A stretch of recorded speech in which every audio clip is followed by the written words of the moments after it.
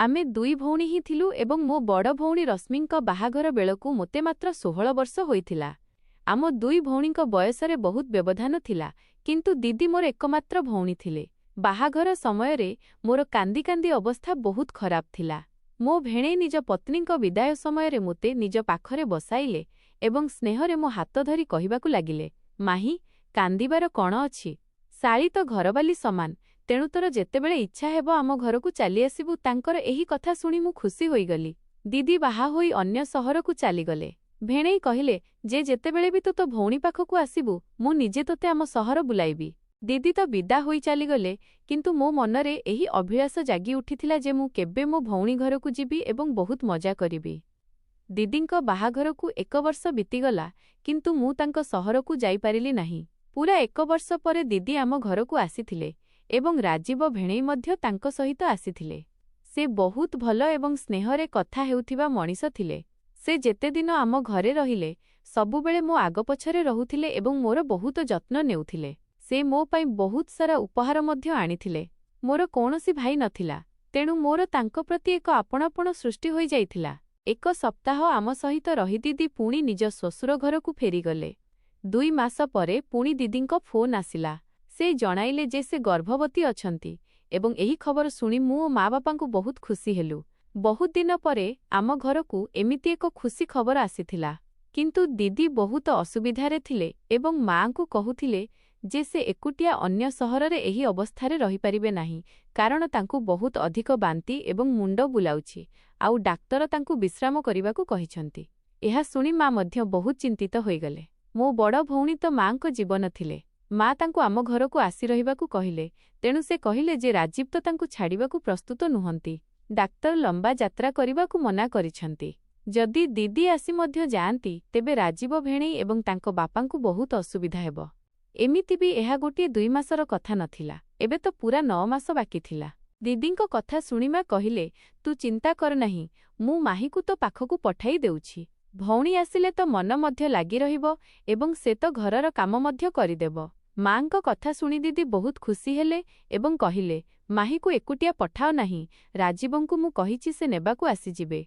मु तो केबेठारु एही सुजोग अपेक्षारे थिली एवं जानिनी केते थर प्रार्थना करिथिली, तेणु तुरंत खुशीरे निज सामान बांधि नेली। माउसी हेबार खुशी तो अलगा प्रकारर थाए। 3 दिन परे ही भेणेई मोते नेबाकु आसिले एवं मु तांको सहित मो भौणी पाखकु अन्य सहरकु आसीगली। दीदींक श्वशुर घरे केवल जणे श्वशुर एवं भेणेई थिले, तेणु मोते एठारे रहिबारे कौनसी असुविधा हेबार नथिला, कौनसी झामेला नथिला। दीदी मोते देखि बहुत खुशी हेले। से आगरु ही मो पसंदर खाद्य प्रस्तुत करी रखिथिले। मोते रहिबा पई निज सामना रूम मध्य देइदेले। दीदींक श्वशुरंक नमस्कार करिबा पई मु जेतेबेले तांको रूमकु गली, तांको व्यवहार किछि अजब थिला। से बिछणारे पडिथिबा जणे असुस्थ मणिष थिले। मोते देखि से अजब अजब कथा कहिबाकु लागिले। तांको कथा मो बुझिबा बाहारे थिला। दीदी मो हाथ धरी मोते रूम बाहरकु नेई आसिले एवं कहिले जे तांको श्वशुर बहुत वर्षरु असुस्थ अछंती, सेथिपई प्रायतः ओल्डटापाल्टा कथा कुहंती। आगकु तांको रूमकु जिबार आवश्यकता नाही। दीदींक श्वशुर तांको बाहाघरकु मध्य आसी नथिले। राजीवंक सहित बाहाघर बापांक जणे सांग माध्यमरे होइथिला। तांको श्वशुरंक सहित एहा मोर प्रथम साक्षात थिला एवं सत कथा हेउछि मु तांको श्वशुरंकु भेटी बहुत डरी जाइथिली। मोते दीदींक घरकु आसिबार 3 दिन होई जाइथिला। मु द्वितीय थर तांको श्वशुरंक रूमकु जाई नथिली। भेणेई मोर बहुत जत्न नेउथिले एवं दीदींक देह भल नथिबारु से अधिकांश समय बिछणारे सोई रहुथिले। सारा घर मु संभाळी नेइथिली, किंतु दिने एपरि किछि घटिला जे मोर देह सितेई उठिला। राति खाइबा परे किचेन सफा करी मु रूमकु आसिली, तेणु मु भाबिली जे गाधोई सारी सोइबी। गरम बहुत अधिक थिला एवं मु झाଳରେ जुडुबुडु होई जाइथिली। मु गाधोइबा पई मो रूमर बाथरूमकु गली, तेणु किछि समय मध्यरे मोते अनुभव हेला जेमिति केही मोते देखुछि। प्रथमे तो मोते लागिला कि मो भौणी होइथिबे, किंतु हठात मो नजर भेंटिलेटर उपरे पडिला तो मो होश उडिगला। सेठारे कौनसी एक छाई मोते देखागला एवं मोर विश्वास होइगला कि केही लुचि मोते देखुछि। एही कथा मोते संपूर्ण भयभीत करिदेला। मु शीघ्र निज पोशाक पिंधिली एवं दौड़ी दौड़ी रूम बाहरकु बाहरिली। दीदींक रूमरे पहुंचिली तो सेठारे दीदी एवं भेणेई आरामरे एकाठी शोइथिले। ମୁଁ ମୋ ବ୍ୟସ୍ତତାରେ ରୁମର କବାଟ ଲଗାଇବାକୁ ମଧ୍ୟ ଭୁଲି ଯାଇଥିଲି ଏବଂ ଏବେ ସେ ଦୁହିଁଙ୍କୁ ଏକାଠି ଦେଖି ମୋତେ ଲଜ୍ଜା ଅନୁଭବ ହେଉଥିଲା। ଭେଣେଇ ଉଠି ବସିଲେ ଏବଂ କହିଲେ, ଭିତରକୁ ଆସ ମାହିଁ, କବାଟ ପାଖରେ କାହିଁକି ଅଟକି ଯାଇଛ? ମୋତେ ବୁଝା ପଡ଼ିଲାନି କି ମୁଁ କ'ଣ କରିବି। ମୁଁ ସେମାନଙ୍କୁ କିପରି କହିଥାନ୍ତି ଯେ ଭେଣ୍ଟିଲେଟରରେ ମୋତେ କାହାର ଛାଇ ଅନୁଭବ ହୋଇଛି। ମୁଁ ଏମିତି ହିଁ କଥା ବନେଇଦେଲି କି ମୁଁ ଦିଦିଙ୍କୁ କ୍ଷୀର ପାଇଁ ପଚାରିବାକୁ ଆସିଥିଲି। ଦିଦି କହିଲେ, ତୁ ଯାଇ ଆରାମ କର, ଏବେ ବାକି ଯାହା କାମ ଥିବ ମୁଁ ରାଜୀବଙ୍କୁ କହିଦେବି। ମୁଁ ମୋ ରୁମକୁ ଫେରିବାକୁ ଲାଗିଲି ତ ମୋ ନଜର ଦିଦିଙ୍କ ଶ୍ୱଶୁରଙ୍କ ଉପରେ ପଡ଼ିଲା, ଯିଏ ବାହାରୁ ଫେରି ନିଜ ରୁମକୁ ଯାଉଥିଲେ। ସେ ମୋତେ ବହୁତ ଅଜବ ନଜରରେ ଚାହିଁ କହିଲେ, ତୁ ବହୁତ ସୁନ୍ଦର ଏବଂ ନିଷ୍ପାପ, ନିଜର ଯତ୍ନ ରଖ, କାହା ଉପରେ ଆଖି ବୁଜି ବିଶ୍ୱାସ କର ନାହିଁ। ତାଙ୍କର ଏହି କଥା ଶୁଣି ମୋତେ ରାଗ ଲାଗିଲା। ମୁଁ ଭାବି ମଧ୍ୟ ପାରୁନଥିଲି କି ସେ ମୋ ସହିତ ଏପରି କଥା କହିପାରିବେ। ମୁଁ ଡରିଯାଇ ତୁରନ୍ତ ମୋ ରୁମକୁ ଚାଲିଗଲି ଏବଂ ସାରା ରାତି ଏମିତି ଚାହିଁ ଚାହିଁ କାଟିଦେଲି। ଦିଦି ତ କହିଥିଲେ କି ତାଙ୍କ ଶ୍ୱଶୁର ଅସୁସ୍ଥ ଏବଂ ସେ ରୁମରୁ ବାହାରନ୍ତି ନାହିଁ, ତେବେ ସେ ଏତେ ରାତିରେ ବାହାରେ କ'ଣ କରୁଥିଲେ? ଏହି କଥା ବହୁତ ଅଜବ ଥିଲା। ମୋତେ ବହୁତ ବ୍ୟସ୍ତ ଲାଗୁଥିଲା। ଭେଣ୍ଟିଲେଟରରେ ଯିଏ ଥିଲା ସେ ମୋର ଭ୍ରମ ଥିଲା ନା ବାସ୍ତବତା? କେହି ମୋତେ ଦେଖୁଥିଲା? କେଉଁଠି ସେ ଦିଦିଙ୍କ ଶ୍ୱଶୁର ତ ନଥିଲେ? ଏହି ପ୍ରଶ୍ନ ମୋତେ ବିବ୍ରତ କରିଦେଲା। ମୋର ସାରା ରାତି ଆଖିରେ କଟିଗଲା। ପରଦିନ ସକାଳେ ଭେଣେଇ ଅଫିସ ଯିବାବେଳେ କହିଲେ, ମାହିଁ, ମୁଁ ସନ୍ଧ୍ୟାରେ ଶୀଘ୍ର ଆସିଯିବି ଏବଂ ତୋତେ ସପିଂ ପାଇଁ ବଜାର ନେଇଯିବି। ତୁ ସନ୍ଧ୍ୟାରେ ପ୍ରସ୍ତୁତ ରହିବୁ। ଏହା କହୁ କହୁ ହଠାତ୍ ପାଖକୁ ଆସି ସେ ମୋ ଗାଲରେ ହାତ ମାରିଲେ ଏବଂ ଅଫିସ ପାଇଁ ବାହାରିଗଲେ। ତାଙ୍କର ଏହି ଅନ୍ଦାଜରେ ମୁଁ ଚକିତ ହୋଇଗଲି। ଦିଦି ମଧ୍ୟ ପଛରେ ଠିଆ ହୋଇଥିଲେ। ସେ କହିଲେ, ରାଜୀବ ତୋତେ ବହୁତ ଭଲ ପାଆନ୍ତି। ତୁ ମଧ୍ୟ ତାଙ୍କର ଯତ୍ନ ନେବାକୁ ଚେଷ୍ଟା କର, କାରଣ ଆଜିକାଲି ମୁଁ ତାଙ୍କର ଯତ୍ନ ନେଇପାରୁନି। ସେ ବହୁତ ଥକି ଯାଉଛନ୍ତି। ଦିଦିଙ୍କ କଥା ଶୁଣି ମୁଁ କହିଲି, ଆପଣ ଚିନ୍ତା କରନ୍ତୁ ନାହିଁ, ମୁଁ ରାଜୀବ ଭେଣେଇଙ୍କ ଯତ୍ନ ନେବି। ସନ୍ଧ୍ୟାରେ ମୁଁ ଭଲ ଭାବରେ ପ୍ରସ୍ତୁତ ହୋଇଗଲି ତ ରାଜୀବ ମୋତେ ସପିଂ ପାଇଁ ନେଇଗଲେ। ସେ ଦିଦିଙ୍କଠାରୁ କାହିଁ କେତେ ଗୁଣ ଅଧିକ ମୋ ପାଇଁ ସପିଂ କରାଇଲେ। ମୋର ଏହି ଖୁସି ବୋଧେ କିଛି ଦିନର ଅତିଥି ଥିଲା। ସେହି ରାତିରେ ହଠାତ୍ କରେଣ୍ଟ ଚାଲିଗଲା। ସେତିକିବେଳେ କେହି ମୋତେ ଜୋରରେ ଧକ୍କା ଦେଲା। ମୁଁ ବହୁତ ଡରିଗଲି। ମୋତେ ଏହି ଧକ୍କାର ଆଶା ନଥିଲା। ସେ ତୁରନ୍ତ ପଛକୁ ହଟିଗଲା ତ ମୁଁ ଦୌଡ଼ି ରୁମରୁ ବାହାରିଲି। ମୋତେ ଏପର୍ଯ୍ୟନ୍ତ କିଛି ଦେଖାଯାଉ ନଥିଲା। ଅନ୍ଧାର ବହୁତ ଅଧିକ ଥିଲା। କିନ୍ତୁ ମୁଁ କାନ୍ଥ ସାହାଯ୍ୟରେ ଦିଦିଙ୍କ ରୁମରେ ପହଞ୍ଚିଲି। ସେଠାକୁ ଯାଇ ମୁଁ ଦିଦିଙ୍କୁ ଡାକିଲି ତ ସେ କହିଲେ, ମାହିଁ, ତୁ ବ୍ୟସ୍ତ ହୁଅ ନାହିଁ, ରାଜୀବ ଏବେ ହିଁ କରେଣ୍ଟ ଦେଖିବାକୁ ଯାଇଛନ୍ତି। ପ୍ରାୟତଃ ଆମ ଘରର ଲାଇଟ୍ କଟିଯାଏ, ରାଜୀବ ଶୀଘ୍ର ଠିକ୍ କରିଦେବେ। ଦିଦି ନିଜ ମୋବାଇଲର ଟର୍ଚ୍ଚ ଜଳାଇ ଦେଇଥିଲେ। ମୋ ପାଖରେ ତ ମୋବାଇଲ ମଧ୍ୟ ନଥିଲା। ମୁଁ ଦିଦିଙ୍କ ପାଖରେ ହିଁ ବସି କାନ୍ଦିବାକୁ ଲାଗିଲି। ଅଳ୍ପ ସମୟ ପରେ କରେଣ୍ଟ ଆସିଗଲା। ସେ କହିଲେ, ତୁ ବି ବହୁତ ପାଗଳୀ, ସାମାନ୍ୟ ଅନ୍ଧାରରେ ଡରିଗଲୁ। ମୋର ଯତ୍ନ କିପରି ନେବୁ?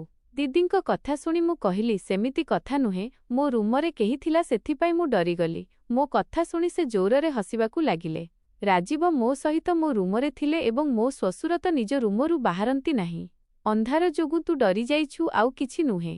ମୋତେ ବୁଝା ପଡ଼ିଲାନି କି ଦିଦିଙ୍କୁ କିପରି ବିଶ୍ୱାସ କରାଇବି। ଯଦି ଭେଣେଇ ଦିଦିଙ୍କ ସହିତ ଥିଲେ, ତେବେ ମୋ ସହିତ ରୁମରେ କିଏ ଥିଲା? ପୂର୍ବରୁ ଭେଣ୍ଟିଲେଟରରେ ଦେଖାଯାଇଥିବା ଛାଇ ଏବଂ ଏବେ ରୁମରେ କାହାର ଉପସ୍ଥିତିର ଅନୁଭବ, ଏହି ସବୁଥିରେ ମୁଁ ବହୁତ ଡରିଯାଇଥିଲି। ମୋ ମୁଣ୍ଡରେ ବାରମ୍ବାର ଦିଦିଙ୍କ ଶ୍ୱଶୁରଙ୍କ କଥା ଆସୁଥିଲା। ଲାଇଟ୍ ଠିକ୍ କରି ଭେଣେଇ ରୁମକୁ ଆସିଲେ ତ ମୋତେ ଦେଖି କହିଲେ, ଦେଖ, ମୁଁ ତୋତେ ଆଗରୁ ହିଁ କହିଥିଲି କି ସେ ଅନ୍ଧାରରେ ଡରିଯିବ। ତୁ ତା ପାଖକୁ ଚାଲିଆ। ଦିଦି ଭେଣେଇଙ୍କୁ କହିଲେ, ବହୁତ ଅନ୍ଧାର ଥିଲା, ମୁଁ ଯଦି ପଡ଼ିଯାଇଥାନ୍ତି, ମୋତେ କ'ଣ ଜଣାଥିଲା କି ଏତେ ଡରିଯିବ। ମୁଁ ସେ ଦୁହିଁଙ୍କୁ କହିଲି କି ଆପଣ ବ୍ୟସ୍ତ ହୁଅନ୍ତୁ ନାହିଁ, ମୁଁ ଠିକ୍ ଅଛି ଏବଂ ଏବେ ନିଜ ରୁମକୁ ଯାଇ ଶୋଉଛି। ମୁଁ ଦିଦିଙ୍କୁ ଅଧିକ ଚିନ୍ତିତ କରିବାକୁ ଚାହୁଁନଥିଲି, କାରଣ ମା ମୋତେ ମନା କରିଥିଲେ ଯେ ଡାକ୍ତର ଦିଦିଙ୍କୁ ଟେନସନ୍ ଦେବାକୁ ମନା କରିଛନ୍ତି। ମୁଁ ଡରି ଡରି ପୁଣି ମୋ ରୁମକୁ ଆସିଲି ଏବଂ କବାଟ ଲକ୍ କରି ବିଛଣାରେ ଶୋଇପଡ଼ିଲି। ନିଦ ତ ମୋତେ ଆସୁଥିଲା। ମୁଁ ଭାବୁଥିଲି କୌଣସି ନା କୌଣସି ବାହାନାରେ ଘରକୁ ଫେରିଯିବି। ଯାହା ବି ଥିଲା, ଏହା ମୋର ଭ୍ରମ ନଥିଲା। ଏହି କଥାରେ ମୋର ପୁରା ବିଶ୍ୱାସ ହୋଇଯାଇଥିଲା କି କେହି ମୋର ଏକୁଟିଆପଣର ସମ୍ପୂର୍ଣ୍ଣ ଫାଇଦା ଉଠାଇବାକୁ ଚେଷ୍ଟା କରୁଛି। ପରଦିନ ଭେଣେଇ କୌଣସି କାମରେ ଅଳ୍ପ ସମୟ ପାଇଁ ଦ୍ୱିପ୍ରହର ବେଳେ ଅଫିସରୁ ଘରକୁ ଆସିଲେ। ସେହି ସମୟରେ ଦିଦି ଔଷଧ ଖାଇ ନିଜ ରୁମରେ ଗଭୀର ନିଦରେ ଶୋଇଥିଲେ ଏବଂ ମୁଁ କିଚେନରେ ଖାଇବା ପ୍ରସ୍ତୁତ କରୁଥିଲି। ରାଜୀବ ଭେଣେଇ କିଚେନକୁ ଚାଲିଆସିଲେ ଏବଂ ମୋତେ ପଛପଟୁ ନିଜ ବାହୁରେ ଜାବୁଡ଼ି ଧରିଲେ। ମୋତେ ତାଙ୍କଠାରୁ ଏପରି ବ୍ୟବହାରର ଆଦୌ ଆଶା ନଥିଲା। ମୁଁ ହଡ଼ବଡ଼େଇ ଯାଇ ନିଜକୁ ତାଙ୍କ କବଳରୁ ମୁକ୍ତ କରିବାକୁ ଚେଷ୍ଟା କଲି। ମୋ ପାଟିରୁ ସ୍ୱର ବାହାରୁ ନଥିଲା ଏବଂ ମୁଁ କିଛି କହିପାରିଲି ନାହିଁ। କିନ୍ତୁ ରାଜୀବ ମୋତେ ଛାଡ଼ିବା ପରିବର୍ତ୍ତେ ଆହୁରି ଜୋରରେ ଧରିନେଲେ ଏବଂ କହିଲେ, ତୁ ତୁ ଏତେ ସୁନ୍ଦର ଯେ ତୋ ଉପରୁ ନଜର ହଟାଇବାକୁ ଇଚ୍ଛା ହେଉନି। ବହୁତ କଷ୍ଟରେ ମୁଁ ନିଜକୁ ତାଙ୍କ ପାଖରୁ ମୁକୁଳାଇଲି ଏବଂ କିଚେନ୍ରୁ ବାହାରକୁ ଦୌଡ଼ିବାକୁ ଲାଗିଲି। ତ ରାଜୀବ କହିଲେ କି ତୁ ଗାଧୋଇବା ବେଳେ ମଧ୍ୟ ବହୁତ ସୁନ୍ଦର ଦେଖାଯାଉଥିଲୁ। ମୋ ମୋବାଇଲରେ ତୋର ଭିଡିଓ ଅଛି।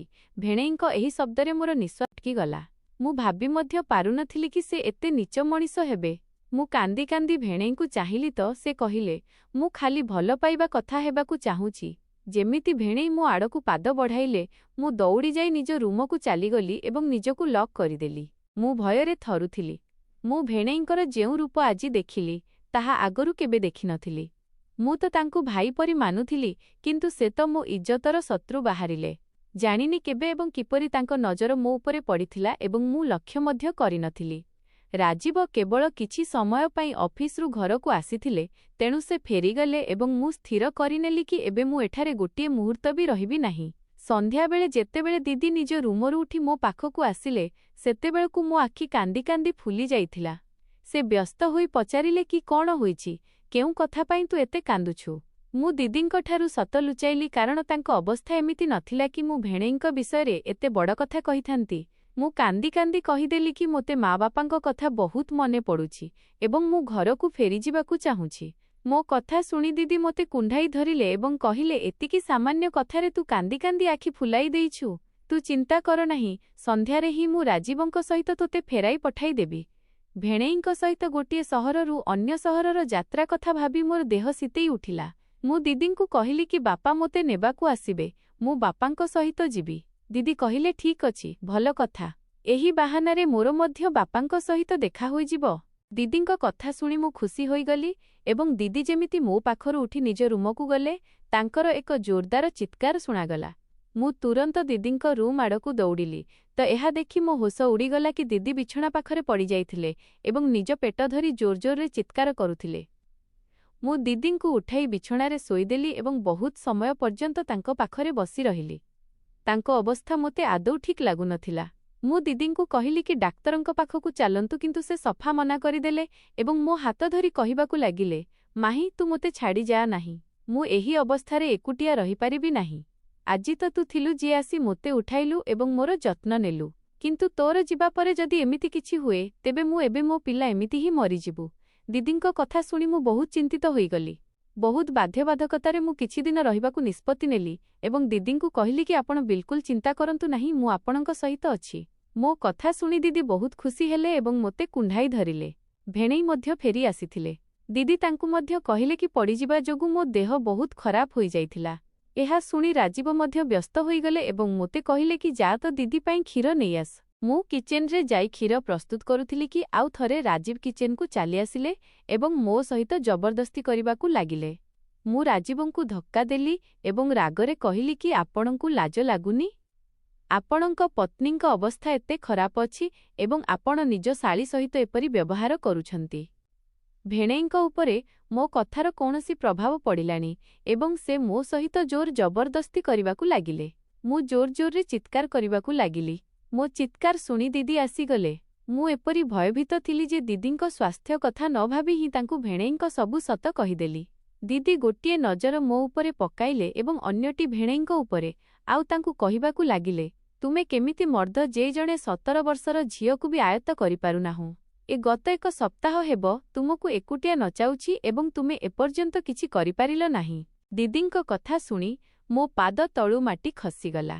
ମୁଁ ଆଶ୍ଚର୍ଯ୍ୟ ହୋଇ ଦିଦିଙ୍କୁ ପଚାରିଲି, ଏଇଟା ଆପଣ କ'ଣ କହୁଛନ୍ତି? ଦିଦିଙ୍କ ମୁହଁରେ ଏକ ଅଜବ ହସ ଆସିଲା ଏବଂ ସେ ମୋ ହାତ ଧରି ମୋତେ ନିଜ ସହିତ ନିଜ ରୁମକୁ ନେଇଗଲେ। ମୁଁ ଆଶ୍ଚର୍ଯ୍ୟରେ ଦିଦିଙ୍କୁ ଚାହୁଁଥିଲି। ଦିଦି ମୋତେ ନିଜ ପାଖରେ ବସାଇଲେ ଏବଂ ମୋ କେଶରେ ହାତ ମାରି କହିଲେ, ଦେଖ ମାହିଁ, ମୋ କଥା ଧ୍ୟାନ ଦେଇ ଶୁଣ। ମୁଁ ରାଜୀବଙ୍କ ସବୁ ସତ ଜାଣିଛି, କିନ୍ତୁ ରାଜୀବ ତୋଠାରୁ ଯାହା ଚାହୁଁଛନ୍ତି ତାହା ତୋତେ କରିବାକୁ ହିଁ ହେବ। ମୁଁ ରାଗରେ ଠିଆ ହୋଇଗଲି ଏବଂ ଦିଦିଙ୍କୁ କହିଲି, ଆପଣ କେମିତି କଥା କହୁଛନ୍ତି? ଆପଣ ଜାଣନ୍ତି କି ଆପଣଙ୍କ ସ୍ୱାମୀ ମୋ ସହିତ କ'ଣ କରିବାକୁ ଚାହୁଁଛନ୍ତି? ସେ ମୋତେ ବ୍ୟବହାର କରିବାକୁ ଚାହୁଁଛନ୍ତି। ଆପଣ କିପରି ଏମିତି ଜଣେ ମଣିଷ ସହିତ ଜୀବନ କାଟିପାରୁଛନ୍ତି ଯିଏକି ଆପଣ ଗର୍ଭବତୀ ହେବା ପରେ ମଧ୍ୟ ଆପଣଙ୍କ ଭଉଣୀ ଉପରେ ନଜର ପକାଇ ବସିଛି? ସେ ଆପଣଙ୍କୁ ଏବଂ ଆପଣଙ୍କ ପିଲାକୁ ସାରା ଜୀବନ କ'ଣ ଦେବ? ମୋ କଥା ଶୁଣି ଦିଦି କହିଲେ, ତୋତେ ରାଜୀବଙ୍କ ସହିତ ସେହି ସବୁ କରିବାକୁ ହେବ ଯାହା ସେ ଚାହୁଁଛି, ନଚେତ୍ ସେ କେବେ ବି ବାପା ହୋଇପାରିବେ ନାହିଁ। ଦିଦିଙ୍କ କଥା ଶୁଣି ମୁଁ କହିଲି, ଆପଣ କେମିତି କଥା କହୁଛନ୍ତି? ଆପଣ ଗର୍ଭବତୀ ଅଛନ୍ତି ଏବଂ ଭେଣେଇ ବାପା ହେବାକୁ ଯାଉଛନ୍ତି। ଦିଦି କହିଲେ, ନା, ମୁଁ ମା' ହୋଇପାରିବି ନାହିଁ। ଏହି କଥା ଜଣାପଡ଼ିବା ପରେ ହିଁ ମୁଁ ତୋତେ ଏଠାକୁ ଡକାଇଥିଲି, ଯେପରି ତୁ ଏଠାକୁ ଆସି ମୋତେ ଏବଂ ରାଜୀବକୁ ଗୋଟିଏ ପିଲା ଦେଇପାରିବୁ। ରାଜୀବ ଅନ୍ୟ କାହାର ପିଲା ପୋଷ୍ୟ ସନ୍ତାନ ଭାବେ ଗ୍ରହଣ କରିବାକୁ ଚାହୁଁନଥିଲେ। ତାଙ୍କୁ ନିଜ ପିଲା ଦରକାର ଥିଲା ଏବଂ ଏଥିପାଇଁ ମୋ ପାଖରେ ଏହାଠାରୁ ସହଜ ବାଟ ନଥିଲା।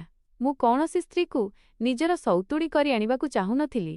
ସେଥିପାଇଁ ମୁଁ ନିଷ୍ପତ୍ତି ନେଇଛି ଯେ ମୁଁ ଏହି କାମ ପାଇଁ ତୋତେ ବଳି ଦେଇଦେବି। ଏମିତି ବି ତୁ ମୋର ନିଜ ଭଉଣୀ ନୁହେଁ। ମୁଁ ରାଜୀବଙ୍କୁ ବହୁତ ଭଲ ପାଏ ଏବଂ ତାଙ୍କୁ କୌଣସି ପରିସ୍ଥିତିରେ ଛାଡ଼ିବାକୁ ଚାହୁଁନାହିଁ। ସେଥିପାଇଁ ମୁଁ ଚାହୁଁଛି ଯେ ତୁ ଗର୍ଭବତୀ ହୋଇଯା ଏବଂ ମୋର ଓ ରାଜୀବଙ୍କ ଜୀବନରେ ପିଲାର ଏହି ଅଭାବକୁ ପୂରଣ କରିଦେ। ମୁଁ ତ ଏପର୍ଯ୍ୟନ୍ତ ଭେଣେଇଙ୍କୁ ମୋର ଶତ୍ରୁ ବୋଲି ଭାବୁଥିଲି, କିନ୍ତୁ ମୋ ଭଉଣୀ ମଧ୍ୟ ଏହି ଅପରିଷ୍କାର ଖେଳରେ ସମାନ ଅଂଶୀଦାର ଥିଲେ। ନିଜ ଘର ବଞ୍ଚାଇବା ପାଇଁ ମୋ ଭଉଣୀ ମୋ ଜୀବନକୁ ବାଜି ଲଗାଇ ଦେଇଥିଲେ। ମୁଁ ମୋ ଭଉଣୀ ଆଗରେ ହାତ ଯୋଡ଼ିଲି ଏବଂ ତାଙ୍କୁ କହିଲି କି ମୋତେ ଘରକୁ ଫେରାଇ ପଠାଇ ଦିଅନ୍ତୁ। କିନ୍ତୁ ମୋ ଭଉଣୀ ମୋର ଗୋଟିଏ ହେଲେ କଥା ମାନିଲେ ନାହିଁ ଏବଂ ରାତିର ଅନ୍ଧାରରେ ମୋତେ ନିଜ ସ୍ୱାମୀଙ୍କ ରୁମକୁ ପଠାଇଦେଲେ। ମୋ ପାଖରେ ରକ୍ଷା ପାଇବାର କୌଣସି ବାଟ ନଥିଲା, କାରଣ ମୋ ଭଉଣୀ ମୋତେ ଧମକ ଦେଇଥିଲେ ଯେ ଯଦି ମୁଁ ତାଙ୍କ କଥା ନ ମାନେ ତେବେ ରାଜୀବ ମୋ ସହିତ ଜବରଦସ୍ତି କରିବେ ଏବଂ ତାର ଦୋଷ ମଧ୍ୟ ମୋର କୌଣସି ମିଛ ପ୍ରେମିକ ନାମରେ ଲଦି ଦେବେ, ଆଉ ମୁଁ ସାରା ଜୀବନ ମୋ ମା ବାପାଙ୍କୁ ନିଜ ଚରିତ୍ରର ସଫେଇ ଦେଇପାରିବି ନାହିଁ। ମୁଁ ଭାବି ମଧ୍ୟ ନଥିଲି ଯେ କେବେ ମୋ ଭଉଣୀ ମୋ ସହିତ ଏପରି ବ୍ୟବହାର କରିବେ। ମୁଁ ଜାଣିଥିଲି ଯେ ମୋ ଭଉଣୀ ମୋର ନିଜ ଭଉଣୀ ନୁହନ୍ତି, କିନ୍ତୁ ସବୁବେଳେ ମୁଁ ତାଙ୍କୁ ନିଜ ଭଉଣୀ ହିଁ ଭାବିଥିଲି। କେବେ ଏହି ପାର୍ଥକ୍ୟ ଆମ ଦୁହିଁଙ୍କ ମଧ୍ୟରେ ଆସିବ, ଏହା ମୋ ଚିନ୍ତାରେ ବି ନଥିଲା। ମୋ ଭଉଣୀ ମୋତେ ଟାଣି ଟାଣି ରୁମରେ ପୁରାଇବାକୁ ଚେଷ୍ଟା କଲେ ତ ମୁଁ ନିଜକୁ ମୁକୁଳାଇବା ପାଇଁ ପାଟିତୁଣ୍ଡ କରିବାକୁ ଲାଗିଲି। ମୋ ଭଉଣୀଙ୍କ ଶ୍ୱଶୁର ରୁମରୁ ବାହାରି ଆସିଲେ।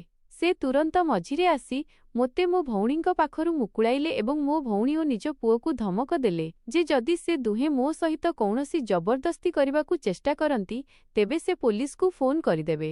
ଭେଣେଇ ରାଗରେ ନିଜ ବାପାଙ୍କ ସହିତ ଖରାପ ବ୍ୟବହାର କରିବାକୁ ଲାଗିଲେ, କିନ୍ତୁ ତାଙ୍କ ବାପା କୌଣସି ପରିସ୍ଥିତିରେ ମୋତେ ଏକୁଟିଆ ଛାଡ଼ି ପଛକୁ ହଟିଲେ ନାହିଁ ଏବଂ ମୋ ପାଇଁ ନିଜ ପୁଅ ସହିତ ଝଗଡ଼ା କରି ମୋତେ ନିଜ ରୁମକୁ ନେଇଗଲେ। କହିଲେ, ଝିଅ, ମୋର ପ୍ରଥମ ଦିନରୁ ହିଁ ସନ୍ଦେହ ଥିଲା ଯେ ଏ ଦୁହିଁଙ୍କର ନିୟତ ଖରାପ ଅଛି। ଯଦି ମୁଁ ତୋ ଭଉଣୀ ବିରୁଦ୍ଧରେ କିଛି କହିଥାନ୍ତି ତେବେ ବୋଧହୁଏ ତୁ କେବେ ବିଶ୍ୱାସ କରିନଥାନ୍ତୁ। ଏବେ ଯେତେବେଳେ ତୁ ଜାଣିସାରିଛୁ ଯେ ଏମାନେ ଦୁହେଁ ମଣିଷ ନୁହନ୍ତି ବରଂ ରାକ୍ଷସ ପାଲଟି ଯାଇଛନ୍ତି, ବୋଧହୁଏ ମୋ ପକ୍ଷରୁ ମୋ ପୁଅର ମଣିଷ କରିବାରେ କିଛି ଅଭାବ ରହିଯାଇଛି, ଯାହା ପାଇଁ ଆଜି ଏହି ଦିନ ଦେଖିବାକୁ ପଡ଼ୁଛି। ମୁଁ ରାଜୀବଙ୍କ ବାପାଙ୍କ ଫୋନ୍ରୁ ହିଁ ନିଜ ଘରକୁ ଫୋନ୍ କଲି ଏବଂ ମୋ ବାପାଙ୍କୁ ସବୁ ସତ କଥା ଜଣାଇଦେଲି। ପରଦିନ ସକାଳେ ମୋ ବାପା ମୋତେ ନେଇବାକୁ ଆସିଗଲେ। ସେ ମୋ କଥା ଶୁଣି ଦିଦିଙ୍କ ସହିତ ସବୁଦିନ ପାଇଁ ସବୁ ସମ୍ପର୍କ ଶେଷ କରିଦେଲେ। ବାପାଙ୍କୁ ଏହି କଥାରେ ବହୁତ ଦୁଃଖ ହେଉଥିଲା ଯେ ବୋଧହୁଏ ତାଙ୍କର ଗଢ଼ିବାରେ ହିଁ କିଛି ଅଭାବ ରହିଯାଇଥିଲା, ଯଦିଓ ସେ କେବେ ସାବତ ଝିଅ ଏବଂ ନିଜ ଝିଅ ମଧ୍ୟରେ କୌଣସି ପାର୍ଥକ୍ୟ କରିନଥିଲେ। ସେଥିପାଇଁ ଝିଅ ତାଙ୍କ ଭଲ ପାଇବାର ଏହି ପ୍ରତିଫଳ ଦେଲା। ଆଉ ମୁଁ ଭାବୁଥିଲି ଯେ ମୋର କେଉଁ ଭଲ ଗୁଣ ମୋ କାମରେ ଆସିଗଲା ଯେ ରାଜୀବଙ୍କ ପରି ଶୟତାନର ବାପା ମୋ ସ୍ୱର ଶୁଣି ମୋତେ ବଞ୍ଚାଇବାକୁ ଆସିଗଲେ। ଏହି କଥାକୁ ଅନେକ ବର୍ଷ ବିତିଗଲାଣି। ଆମର ଦିଦିଙ୍କ ସହିତ କୌଣସି ସମ୍ପର୍କ ନାହିଁ। କିନ୍ତୁ ଗୋଟିଏ କଥା ମୁଁ ଭଲ ଭାବରେ ବୁଝିଗଲି ଯେ ମୋ ମା' ମୋତେ ଦିଦିଙ୍କ ଘରେ ରହିବାକୁ ପଠାଇ ବହୁତ ବଡ଼ ଭୁଲ କରିଥିଲେ ଏବଂ ମୁଁ ଜଣେ ପର ପୁରୁଷ ଉପରେ ଭରସା କରି ବହୁତ ବଡ଼ ଭୁଲ କରିଥିଲି। ମୋ ଭଉଣୀ ମୋ ସହିତ ଯାହା କଲେ ତାହା ସହ୍ୟ କରିବା ବାହାରେ ଥିଲା, କିନ୍ତୁ ଆଜିର ଦୁନିଆରେ ଏହିସବୁ ଘଟୁଛି। ସେଥିପାଇଁ ପ୍ରତ୍ୟେକ ବ୍ୟକ୍ତି ନିଜ ଇଜ୍ଜତକୁ ବଞ୍ଚାଇ ରଖନ୍ତୁ, କାହା ଉପରେ ଅନ୍ଧବିଶ୍ୱାସ କରନ୍ତୁ ନାହିଁ, କାରଣ କିଛି ସମ୍ପର୍କ ଏମିତି ଥାଏ ଯେ ନିଜ ସ୍ୱାର୍ଥ ପାଇଁ କିଛି ବି କରିପାରନ୍ତି। ସେମାନଙ୍କର କାହା ସହିତ କୌଣସି ମତଲବ ନଥାଏ, ବସ୍ ନିଜର ସ୍ୱାର୍ଥ ହାସଲ କରିବାର ଥାଏ। ତେବେ ବନ୍ଧୁଗଣ, ଆପଣଙ୍କୁ ଏହି କାହାଣୀ କିପରି ଲାଗିଲା କମେଣ୍ଟ କରି ନିଶ୍ଚୟ ଜଣାନ୍ତୁ ଏବଂ ଦୟାକରି ମୋତେ ସପୋର୍ଟ କରନ୍ତୁ। ମୋ କାହାଣୀକୁ ଅଧିକରୁ ଅଧିକ ସେୟାର ଏବଂ ଲାଇକ୍ କରନ୍ତୁ ଏବଂ ଯଦି ଆପଣ ମୋ ଚ୍ୟାନେଲରେ ନୂଆ ତେବେ ଏହାକୁ ସବସ୍କ୍ରାଇବ୍ କରି ବେଲ୍ ଆଇକନକୁ ନିଶ୍ଚୟ ଦବାଇ ଦିଅନ୍ତୁ। ଧନ୍ୟବାଦ।